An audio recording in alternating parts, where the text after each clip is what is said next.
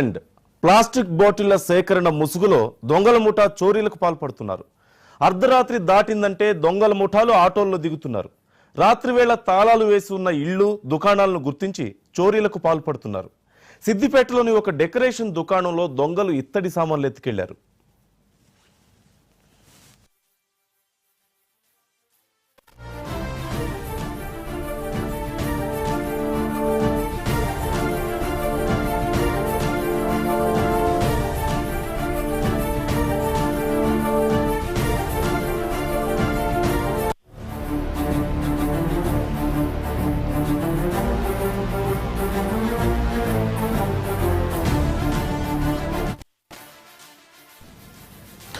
పట్టుపగలే దొంగతనంలో నయా ట్రెండ్ సృష్టిస్తున్నారు. ప్లాస్టిక్ బాటిళ్ల సేకరణ ముసుగులో దొంగల ముఠా చోరీలకు పాల్పడుతున్నారు.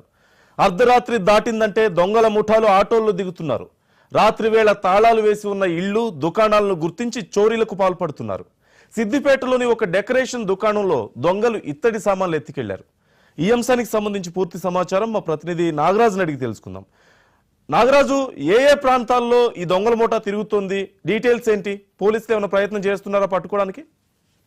నందు, సిద్దిపేటలో అంటే ప్రముఖ వ్యాపారాలు జోరుగా సాగుతుంటాయి సిద్దిపేట పట్టణంలో. ఇందులో ఇదే నేపథ్యంలో ఒక డెకరేషన్ అంటే పెళ్లిళ్లకు శుభకార్యాలకు అయ్యే డెకరేషన్ గోదాంలో భారీ చోరీ జరిగిందని చెప్పాలి. డెకరేషన్ సంబంధించిన ఐటమ్లు ఎవరైతే వివాహాలకు శుభకార్యాలకు టెంట్లు వేసి వేస్తారో వాటికి కొన్ని లక్షల సంబంధించిన సామాను చోరీ అయిందని చెప్పి కూడా ఇటు సీసీ ఫుటేజ్ లో మనకు దృశ్యాలు కనబడుతున్నాయి. స్థానిక బాధితులు కూడా తెలిపిన పరిస్థితి.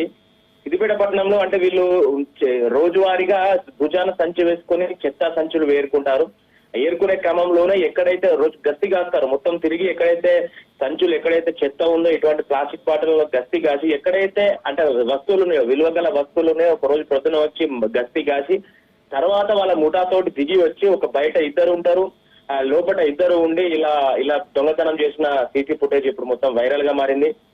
దీంతో బాధితులు కూడా నమ్మదివ్వమంటూ కూడా పోలీసులు ఆశ్రయించారు. పోలీసులు కూడా విచారణ చేపట్టి త్వరలోనే దొంగలను వెతికి పెడతామని చెప్పి కూడా వాళ్ళకి హామీ ఇచ్చడం జరిగింది.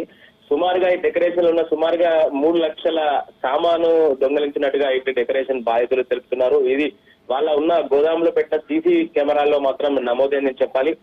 ఓవరాల్ గా ఏంటంటే వీళ్ళు సిద్దిపేటకు ఒక దాదాపుగా పట్టణ 13-14 కిలోమీటర్ల దూరంలో గుడిసెలు వేసుకొని ఒక అటవీ ప్రాంతంలో గుడిసెలు వేసుకొని మార్నింగ్ కాగానే ఈ మొత్తం చెత్త సంచులు ఏరుకునే వ్యాపారం మొదలు పెడతారు. తీరా చెత్త వ్యాపారం ఏరుకునే క్రమంలోనే ఎక్కడైతే విలువగలైతే వస్తువులు ఉంటాయో వాళ్ళని టార్గెట్ చేసి ఒకరోజు గస్తీ కాసి తర్వాత ఈ దొంగతనాలకు పాల్పడనే ముఠా అని తెలియజేస్తుంది.